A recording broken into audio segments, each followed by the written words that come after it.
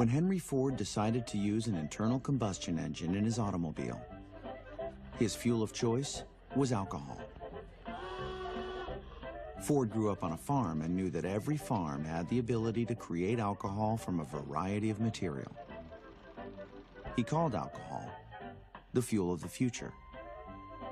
He designed all of his cars to be fuel flexible, so people could choose either gasoline or alcohol. Rockefeller saw this as a threat to his oil monopoly and did what he could to stop it. Rockefeller used his power and influence to help pass a constitutional amendment known as Prohibition, which prevented the sale and transportation of all alcohol, including Henry Ford's alcohol fuel. Ethanol is not just any competitor, it is the better fuel. It has always been the better fuel. Here's the thing about alcohol. Anyone can make it.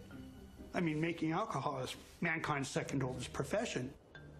We have so many things we can use for making alcohol. We can grow things like beets. We can grow sweet sorghum, the agave plant, mesquite, buffalo gourds. What we have here is a very common cactus known as prickly pear. It grows all over the world in huge quantities, especially places where it's dry. We can grow this in poor countries that don't have a viable agriculture in arid areas and provide fuel and food for animals if necessary. Many of you have seen this plant flowering. This is a flower from cattails. These can generate 7 times as much alcohol as corn or prickly pear. So what is the best alcohol crop? It's the one that's best suited to your soil and climate where you are.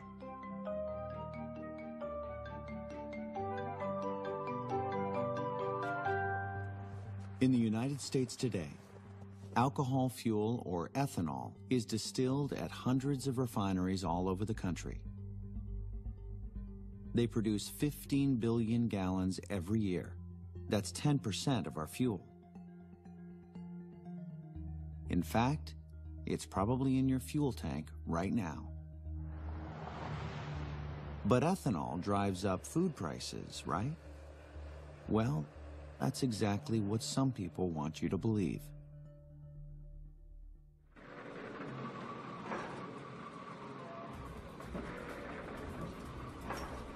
The same industries that fought ethanol 100 years ago are fighting it today.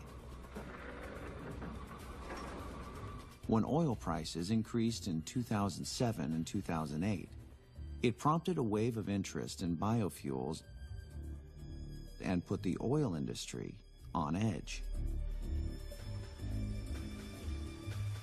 According to internal emails obtained by Senator Chuck Grassley, a conglomerate of organizations hired the DC-based PR lobbying firm Glover Park Group to come up with a way to discredit the biofuel industry. This anti-ethanol campaign is not just a coincidence. $300,000 6-month retainer of a Beltway public relations firm is behind the smear campaign against ethanol. Their strategy was simple. The cost of food had soared due to the oil price spike, but they would pin the increased food price not on oil, but on biofuels. Their plan worked perfectly. Turning corn into fuel was widely considered a smart way to reduce U.S. dependence on foreign oil, but now the idea is being challenged because of the worldwide food crisis. We are burning our food supply. The anti-ethanol fuel campaign tried to hide this essential fact. The byproduct of the ethanol process is food.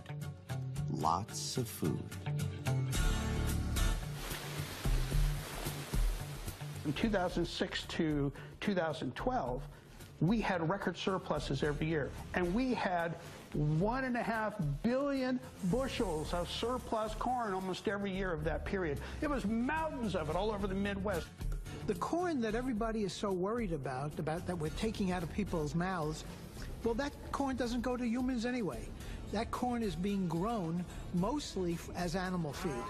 And one of the best animal feeds is not corn on the cob, but it's distiller's grains, which is made from corn. Now, the funny thing is that in order to make distiller's grains, you have to go through the fermentation distillation process, which creates ethanol. When the press says 25% of our grain goes into an alcohol plant, the assumption is it's been destroyed. But what they don't mention is in goes the corn, and out comes ethanol and animal feed. In order to feed cattle, well, you have to make ethanol. Well, as long as you can make ethanol, you might as well use it for a vehicle. It's not food versus fuel. It's more food and fuel. If you keep capital in your community, that capital gets used. And suddenly you're not just energy self-sufficient, you're financially self-sufficient. We're talking about communities saying we're going to make our own fuel. We're going to all chip in money and have our own little distillation plant. If we can simply just change the way we make that fuel, the way we buy that fuel, from who we buy that fuel, there's no longer an economic problem.